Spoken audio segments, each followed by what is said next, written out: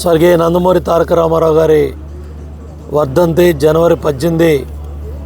ప్రతి తెలుగువాడు దేశ విదేశాల్లో రాష్ట్రంలో ఎక్కడున్నా కూడా ఆ మహానుభావుడికి నివాళులు అర్పిస్తాం.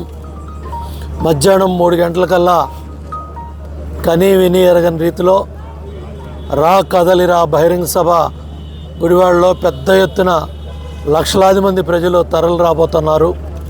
ఉమ్మడి కృష్ణా జిల్లాలో నలుమూలల నుంచి కూడా బండి మీద వస్తారా, సైకిల్ వేసుకొస్తారా, బైక్ వేసుకొస్తారా, మోటార్ సైకిల్ వేసుకొస్తారా, ఆటో వేసుకొస్తారా, టాటా ఏస్ వేసుకొస్తారా, కారు వేసుకొస్తారా, ఎడ్ల బండి కట్టుకొస్తారా, చంద్రబాబు నాయుడు గారు ఈ ప్రాంతానికి ఇచ్చిన వరం పట్టిసీమ.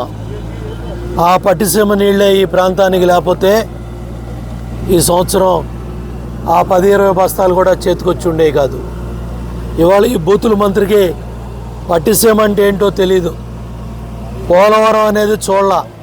ఎన్టీ రామారావు గారి పేరు పెడితే ఈ బొడుద్దాయి ఆ పేరు తీసి రాజశేఖర రెడ్డి పేరు పెట్టాడు.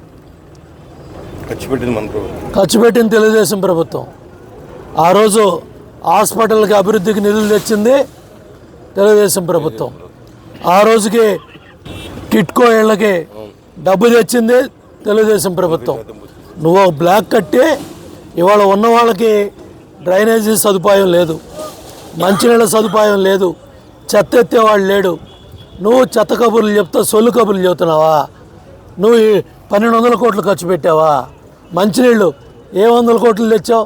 గుడివాడ మున్సిపాలిటీ నీ చేతిలో ఉంది. రోడ్లు వేయటం సరిపోయిందా? రోడ్లు ఉన్నాయా? పట్టణంలో రోడ్లు ఉన్నాయా? ఏ సామాన్యుడైనా ఎవరైనా బైక్ మీద వెళ్ళినా, సైకిల్ మీద వెళ్ళినా, కారు మీద వెళ్ళినా అసలు గుడివాడ పట్టణంలో రోడ్లు వేసారా? చుట్టుపక్కల గ్రామాల్లో రోడ్లు ఉన్నాయా? కథలు చెప్తా ఉన్నావు. ఏ అభివృద్ధి చేసావు?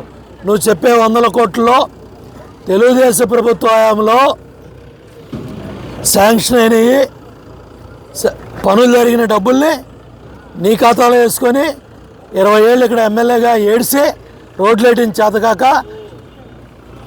నీకు పట్టిసీమ తెలీదు, పోలవరం తెలీదు, అభివృద్ధి తెలీదు, సొల్లు కబుర్లు చెప్పుకుంటా గుట్కా కబుర్లు చెప్తున్నావు. వీటన్నిటికి కూడా చరమగీతం పాడే రోజు వచ్చింది.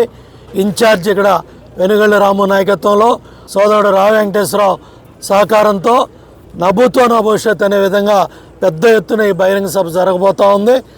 కాబట్టి ప్రతి ఒక్కళ్ళు ఆ గుట్కాగాడు మాట్లాడిన ప్రతి బూతు మాటకి, ప్రతి దుర్భాషలకి సమాధానం చెప్పాల్సిన బాధ్యత తెలుగుదేశం పార్టీ కార్యకర్తలుగా, నాయకులుగా మన మీద ఉంది.